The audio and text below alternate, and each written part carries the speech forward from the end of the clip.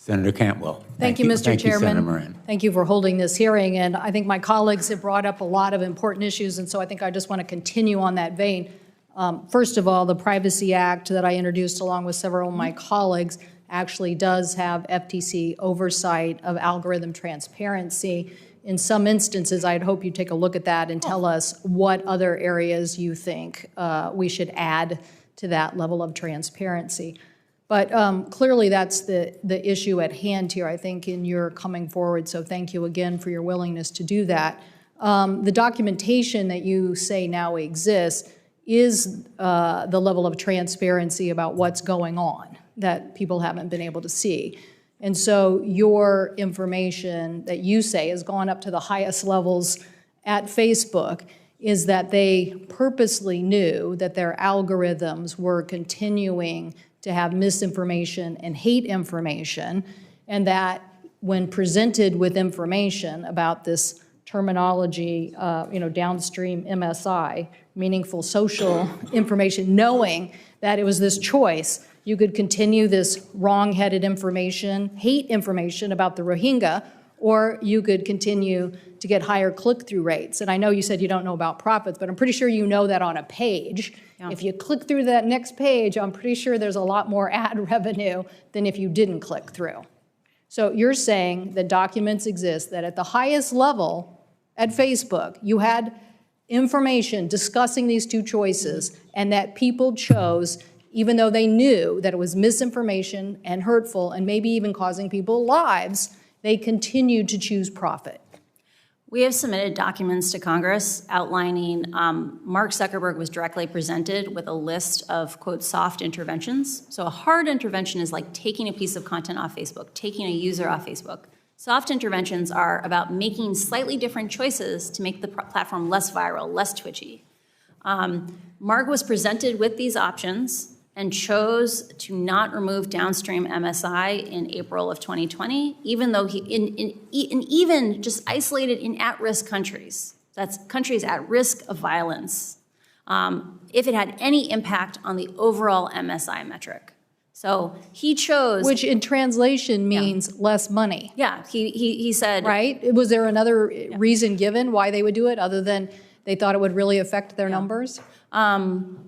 I don't know for certain. Like Jeff Horowitz, the reporter for the Wall Street Journal, and I struggled with this because we sat there and read these minutes and we were like, how is this possible?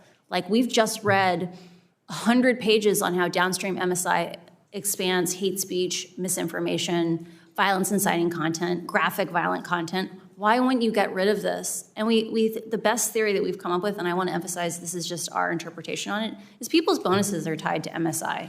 Right? Like people stay or leave the company based on what they get paid. And like if you hurt MSI, a bunch of people weren't going to get their bonuses. So you're saying that this practice even still continues today? Like we're still in this environment? I'm personally very frustrated by this because we presented information to Facebook from one of my own constituents in 2018 talking about this issue with the Rohingya, pleading with the company. Yeah. We pleaded with the company, and they continue to not address this issue. Now, you're pointing out that these same algorithms are being used, and they know darn well in Ethiopia that it's causing and inciting violence. And again, they are still today choosing profit over taking this information down. Is that correct? When rioting began in the United States in the summer of last year, they turned off downstream MSI only for when they detected content was health content, which is probably COVID, and civic content. But Facebook's own algorithms are bad at finding this content. It's still in the raw form for 80, 90% of even that sensitive content. In countries where they don't have integrity systems in the local language, and in the case of Ethiopia, there are 100 million people in Ethiopia in 6 languages. Facebook only supports 2 of those languages for integrity systems. This strategy of focusing on language-specific, content-specific systems, AI to save us, is doomed to fail. I need to get to one of them. First of all, I'm sending a letter to Facebook today. They better not delete any information as it relates to the Rohingya or investigations about how they proceeded on this, particularly in light of your information or the documents. But aren't we also now talking about advertising fraud? Aren't you selling something to advertisers that's not really what they're getting? We know about this because of the newspaper issues. We're trying to say that journalism that basically has to meet a different standard, a public interest standard, that basically is out there basically proving every day, or they can be sued.